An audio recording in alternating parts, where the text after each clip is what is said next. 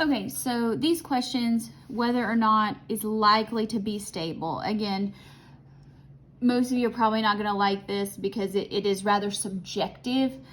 So it's not really the easiest thing as far as on a test. But so this is referring to like the valley of stability. And so when you have the low numbers on the periodic table, we want our protons and our neutrons to be pretty close to equal. Versus as we get higher, we want to have some more protons than, we want to have more neutrons than protons to help counter that repulsion of the charge repulsion of the protons, and it lends some stability, but that only provides practicality and stability up to a certain point. So the ratio kind of like 1.5 to 1 as you get on up here. So again, it's kind of relative. It's not like when you get to titanium, then the ratio changes. It's a gradual shift. So what we're going to do here is let's look at, this is our atomic mass.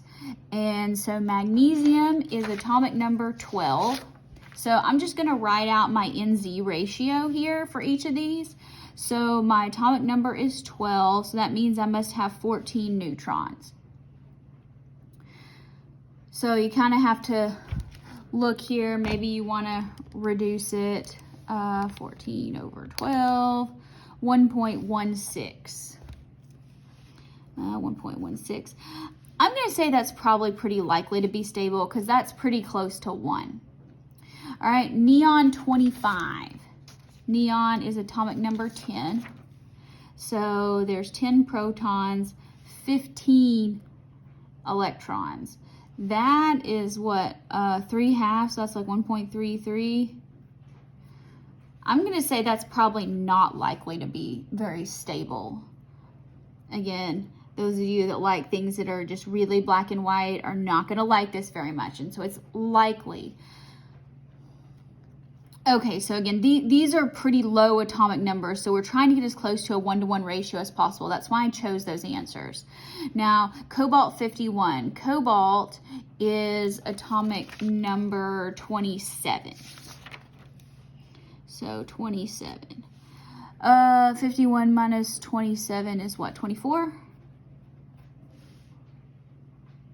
All right, so this is less than 1, and by the time you get this many protons, you need more neutrons to stabilize that nucleus. So I'm going to say this is not going to be stable. And Te, isn't that tellurium? Yes, tellurium is atomic number 52. Oh, I can't quite do that in my head, not easily right now, so I know I should be better at mental math. 72 over 52. So let's kind of see how that shakes out. 1.38. Okay, so that gives you 1.38. This is a pretty high atomic number. And so remember, we want more neutrons to stabilize that nucleus. And, you know, upwards to around 1.5. That's fairly close. 1.4 is pretty close. So there's a lot more neutrons there, which is what we would expect to have. So I'm going to say that, yes, this is pretty likely to be stable.